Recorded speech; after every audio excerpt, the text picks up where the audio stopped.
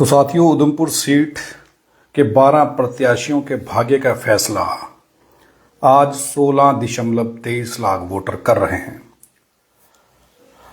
16.23 lakh voter आज 12 प्रत्याशियों के भाग्य का फैसला कर रहे हैं।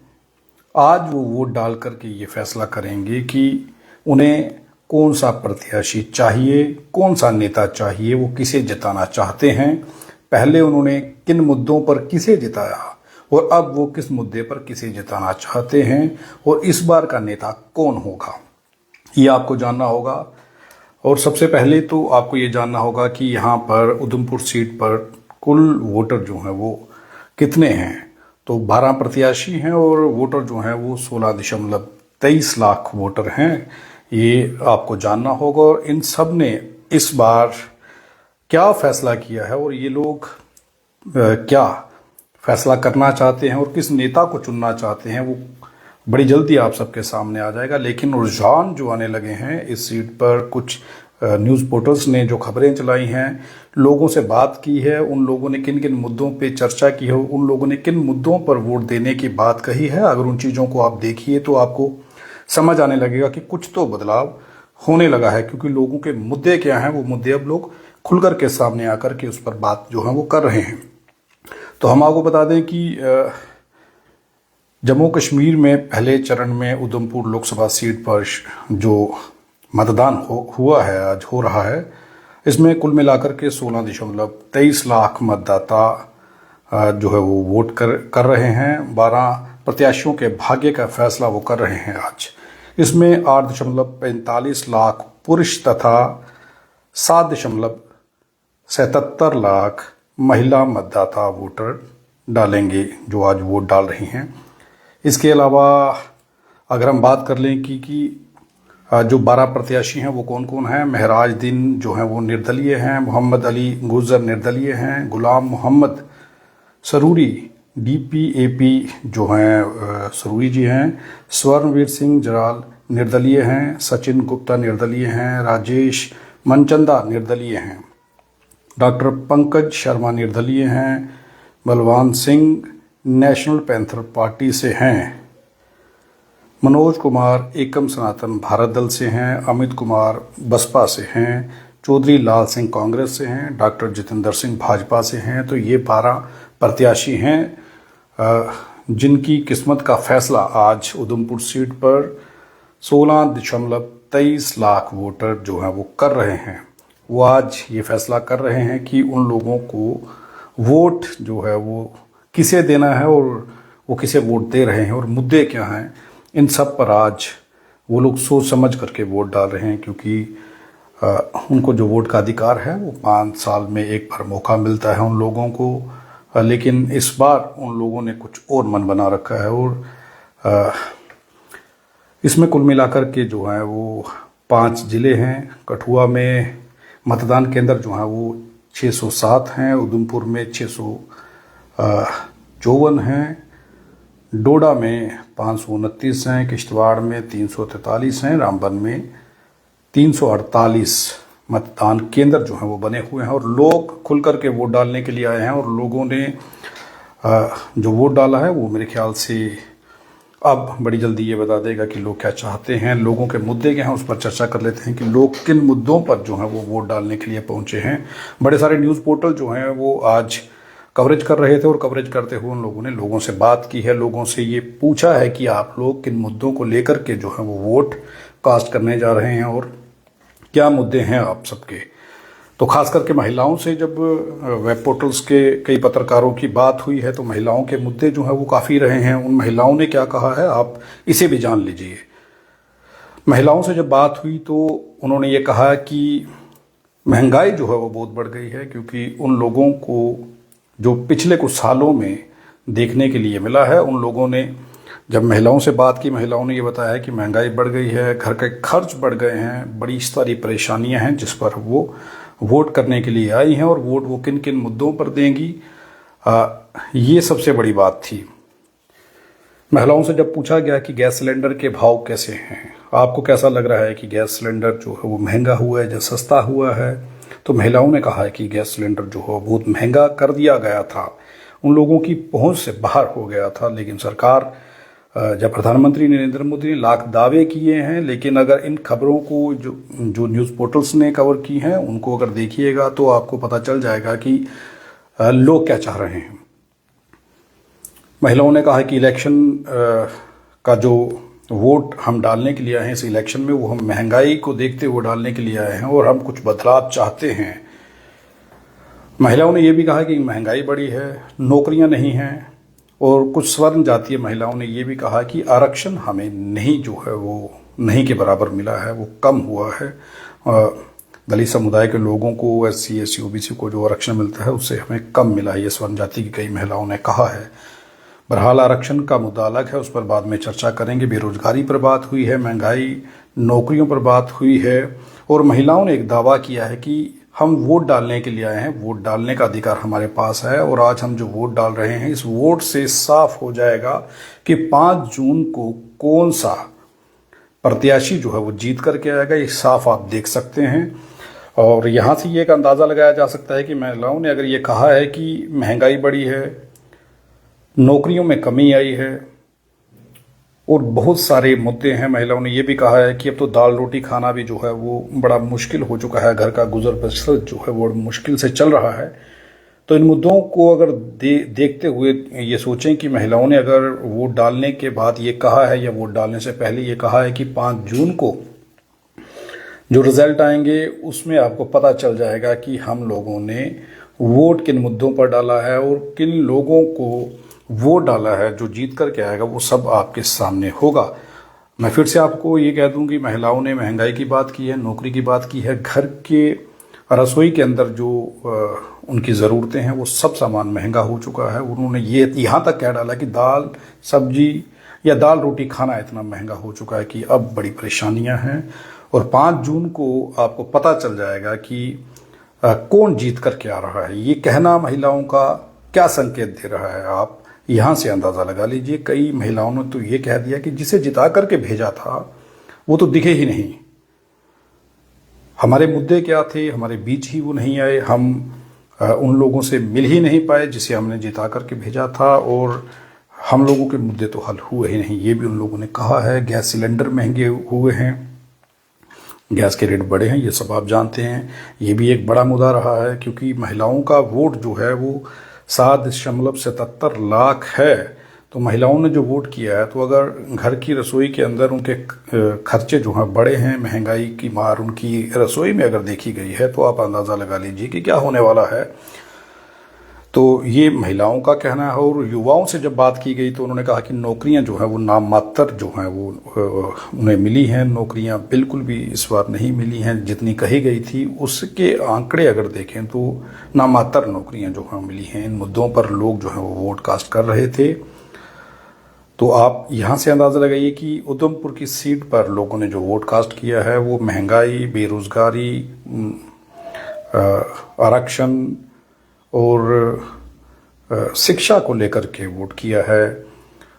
अब आप खुद कमेंट सेक्शन में बताइए कि आपको क्या लगता है कि लोगों ने जो वोट कास्ट किया होगा, या आप जो लोग इस खबर को इस वक्त देख रहे हैं वो कमेंट बॉक्स में ज़रूर बताइए कि आप लोगों ने अपने अपने इलाके में वोट जो हैं वो किन मुद्दों पर दिए हैं, आपके मुद्दे क्या थे, आपके किन मुद्दों पर काम सरकार को करना था, जो हुआ है या नहीं हुआ है, उन सब मुद्दों के बारे में आप खुल करके कमेंट सेक्शन में लिख सकते हैं, अपनी राय दे सकते हैं कि आप लोग क्या चाहते हैं या फिर आप लोग क्या चाहते थे। क्या पहले उम्मीदवार आपकी उम्मीद पर खरे उतरे या नहीं उतरे, या इस बार आप जो वोट कर रहे हैं वो किन मुद्दों पर है। क्योंकि इस बार की इलेक्शन जो है वो बड़ी चर्चा में रही है, लेकिन कहीं पर भी जिस तरीके से इलेक्शन का माहौल होता था वो माहौल इस बार नहीं दिखा है। प्रत्याशी बड़े चुपचाप तरीके से बिना शोर किए हुए इन दिनों में जो थे वो अपने इलेक्शन का प्रचार कर रहे थे। आपको कहीं टीवी पर, आपको कहीं वेब पोर्टल्स पर, अखबारों में ये चीज़ें नहीं दिखाई दी होंगी कि इलेक्शन जैसे हुआ करते थे वैसे इस बार का माहौल नहीं था।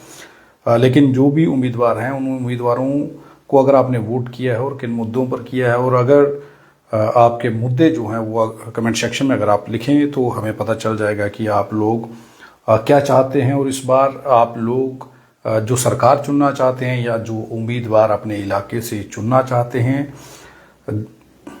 उनसे आपकी उम्मीदें क्या हैं और आप क्या चाहते हैं, आपकी डिमांड्स क्या हैं, आप लोगों की उम्मीदें क्या हैं नए उम्मीदवार से या फिर पहले उम्मीदवार से, क्या डिमांड थी आपकी जो पूरे हुए हैं या नहीं हुए हैं, ये कमेंट सेक्शन में आप बता सकते हैं। तो हम आपको बता दें कि उधमपुर सीट से 12 प्रत्याशियों के भाग्य का फैसला आज 16.23 लाख वोटर जो हैं वो कर रहे हैं।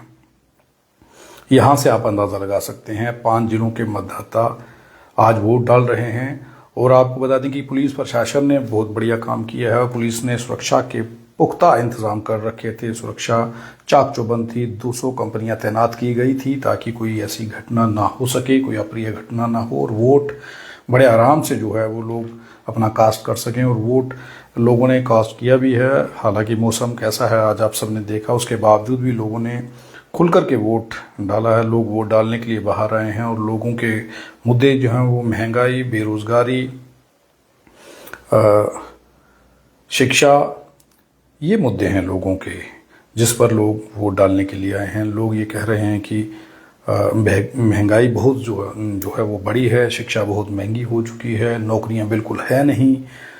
ये 3 मुद्दे जो हैं ये ज़्यादातर लोगों ने खुल करके इस पे बात की है। और महिलाओं की मैं फिर से आपको ये कह दूंगा कि महिलाओं के जो मुद्दे थे वो महंगाई पर टिके हुए थे। वो गैस सिलेंडर को लेकर के चर्चा कर रही थी कि गैस सिलेंडर महंगा हुआ है, दाल रोटी का रेट महंगा हो गया है, बड़ी मुश्किल से अब घर का गुजर बसर वो कर रही हैं।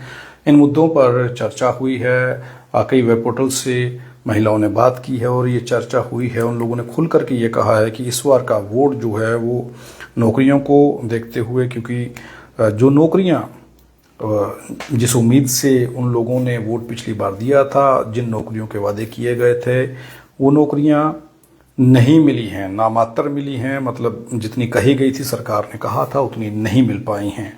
और लोगों ने ये भी कहा है कि शिक्षा का जो है वो स्तर जो है वो उसे देखते हुए भी लोग वोट कास्ट कर रहे हैं कि शिक्षा का स्तर जो है वो गिरा है और शिक्षा महंगी की गई है, शिक्षा बहुत ज़्यादा महंगी हो गई है। शिक्षा के मुद्दे पर भी वोट जो है वो लोग कर रहे हैं। और बेरोज़गार युवाओं ने खुल करके बात की है। उन लोगों ने कहा है कि बेरोज़गारी जो है वो बड़ी है। तो अब आप अंदाज़ा लगाइए कि बेरोज़गारी, शिक्षा और महंगाई को लेकर के वोट कास्ट किया गया है। तो आपको क्या लगता है कि इस बार कौन सी सरकार या कौन सा उम्मीदवार जीतेगा? आप अपने उम्मीदवार का नाम यहाँ पर कमेंट सेक्शन में लिख सकते हैं कि किस उम्मीदवार को आपने जिताने का प्रयास किया है या फिर आप चाहते हैं कि कौन सा उम्मीदवार जो है वो जीत करके आए। मैं फिर से आपको बता दूंगा कि यहाँ पर 12 प्रत्याशी हैं जिनके नाम कुछ इस प्रकार हैं। महराज दीन निर्दलीय हैं, मोहम्मद अली गुजर निर्दलीय हैं, गुलाम मोहम्मद सरूरी DPAP पार्टी से हैं, स्वर्णवीर सिंह जराल निर्दलीय हैं, सचिन गुप्ता निर्दलीय हैं, राजेश मनचंदा निर्दलीय हैं, डॉक्टर पंकज शर्मा निर्दलीय हैं, Balwan Singh national panther party से हैं, मनोज कुमार एकम सनातन भारत दल से हैं, अमित कुमार बसपा से हैं, चौधरी लाल सिंह कांग्रेस से हैं और डॉक्टर जितेंद्र सिंह भाजपा से हैं। ये 12 उम्मीदवार हैं जो आप लोगों के वोट से इनमें से कोई एक जीत करके सामने आएगा। आप लोग कमेंट सेक्शन में बता सकते हैं कि आप लोगों ने अगर इन मुद्दों पर, महंगाई, बेरोजगारी और शिक्षा के मुद्दों पर वोट किया है, तो आप किसे चुनना चाहते हैं? और क्या जो पहले उम्मीदवार जीत करके आपके बीच में आए थे वो आपकी उम्मीदों पर खरे उतरे हैं या नहीं उतरे हैं, ये भी आप बता सकते हैं। और इस बार अगर आप महंगाई, बेरोजगारी और शिक्षा के मुद्दे पर वोट कर रहे हैं और किस उम्मीदवार को आप सोच रहे हैं कि कौन उम्मीदवार जो है वो आपके मुद्दों पर खरे उतर सकते हैं या उतर सकता है, क्योंकि 12 उम्मीदवार जो हैं वो प्रत्याशी जो हैं वो आपके पास वोट मांगने के लिए आए थे और आज आप उनके भाग्य का फैसला कर रहे हैं। और कुछ ही देर के बाद वोटिंग जो है वो समाप्त हो जाएगी और 5 जून को, जैसे दावा किया है कई महिलाओं ने और कई लोगों ने, कि 5 जून को जो रिजल्ट आएगा उस रिजल्ट में साफ हो जाएगा कि लोग किसे चुनना चाहते हैं, लोग क्या बदलाव चाहते हैं। सो उधमपुर सीट से 12 प्रत्याशियों के भाग्य का फैसला आज लोग कर रहे हैं। कुछ देर के बाद वोटिंग जो है वो समाप्त हो जाएगी और 5 जून को जो लोगों ने कहा है, अब ये देखना होगा कि लोग किसे जता करके ला रहे हैं और कौन जीत रहा है। क्योंकि जिस तरीके से दावे किए गए हैं, जिस तरीके से विज्ञापन छप रहे थे अखबारों में, विज्ञापन इन दिनों किसी एक पार्टी के ही दिखे हैं। ये भी आप सोच सकते हैं कि किस पार्टी के दिखे हैं। आज भी एक बड़ा विज्ञापन जो है वो अमर उजाला अखबार में जब खबर छपी है, उसके साथ एक बड़ा विज्ञापन जो है वो नरेंद्र मोदी का छपा हुआ है। उन लोग आप यहाँ से ये देख सकते हैं कि उस विज्ञापन में मैं आपको बता दूं कि क्या लिखा हुआ था। आपका वोट एक वोट, भ्रष्टाचार, गरीबी, परिवारवाद के खिलाफ देश की लड़ाई को बनाएगा मजबूत, बढ़ाएगा देश को और आगे बनाएगा विकसित भारत। ये नरेंद्र मोदी का एक एड जो है वो अमर उजाला में छपा है। बाकी अखबारों में भी होगा। मेरे पास इस वक्त अमर उजाला है, उसमें ये ऐड मैं देख रहा हूँ। आज चुनाव भी थे और ये ऐड छपा हुआ है और यहाँ लिखा हुआ है, ये है मोदी की गारंटी। तो यहाँ पर लिखा गया है नीचे, मोदी जी को वोट देने के लिए कमल का बटन दबाएं। अब मोदी जी को वोट कोई क्यों देगा? क्या जो मोदी जी और भाजपा के कैंडिडेट हैं, या उनके उम्मीदवार जो उतारे गए हैं, उन पर लोगों को भरोसा नहीं है या फिर उन्होंने काम नहीं किया है? ये विज्ञापन देखने के बाद तो कुछ ऐसा लग रहा है कि भाजपा को जिताने के लिए नरेंद्र मोदी को वोट करें, तो फिर उम्मीदवारों को उतारने की ज़रूरत क्या थी? क्या उम्मीदवारों की छवि ठीक नहीं है? उम्मीदवारों को लोग पसंद नहीं कर रहे हैं? इस विज्ञापन से तो यही लग रहा है। और ये विज्ञापन जो है वो अमर उजाला अखबार में मैं इस वक्त देख रहा हूँ जो छपा हुआ है। हालांकि आज वोटिंग जो है उधमपुर सीट पर हो रही है। तो आप लोग बताइए कि आप लोग किस किस ज़िले से हैं, कहाँ कहाँ से आप हमारे इस लाइव को देख रहे हैं। और मैं आपको बता दूँ कि 5 जिलों से लोगों ने मतदान किया है। और फिर आपको बता दूं कि मतदान केंद्र जो हैं वो कितने बने हुए हैं। जिला पहला कठुआ में 607 मतदान केंद्र हैं, उधमपुर में 654 मतदान केंद्र हैं, डोडा में 529 मतदान केंद्र हैं, किश्तवाड़ में 343 मतदान केंद्र हैं, रामबन में 348 मतदान केंद्र हैं। और यहाँ से लोगों ने आज अपने उम्मीदवार को जिताने के लिए और अपनी जो उम्मीदें थी लोगों की, जो लोग सोच रहे हैं, जो बदलाव चाह रहे हैं या फिर जो लोग चाहते हैं वो करने के लिए लोगों ने आज वोट किया है। और वोट डाल करके लोग क्या बदलाव लाना चाहते हैं? 3 मुद्दे तो अहम हैं, वो जो रहे हैं मैं आपको पहले भी बता चुका हूँ और लास्ट में फिर आपको बता दूंगा कि शिक्षा, बेरोजगारी और महंगाई पर इस बार जो है वो वोट दिया गया है। लोगों ने शिक्षा, बेरोजगारी और महंगाई पर वोट कास्ट किया। और अगर इस मुद्दे पर वोट कास्ट किया गया तो आपको क्या लगता है कौन जीतेगा? किसे वोट जो है वो दिया जाएगा? पहले उम्मीदवार क्या लोगों की उम्मीदों पर खरे उतरे हैं जो पहले नेता जीत करके आए थे? जितेंद्र सिंह क्या लोगों की उम्मीदों पर खरे उतरे हैं या नहीं उतरे हैं? या फिर लोग इस बार कुछ बदलने वाले हैं? लोगों ने एक चीज़ तो कही है कि 5 जून के रिजल्ट में आपको पता चल जाएगा कि लोगों ने किन मुद्दों पर वोट दिया है। आप देखते रहें RTI इंडिया न्यूज़, लोकतंत्र का पहरेदार, ताकि हम पहुंचा सकें आप तक वो खबरें जो नहीं पहुंच रही हैं या फिर जो नहीं पहुंचाई जा रही हैं। धन्यवाद।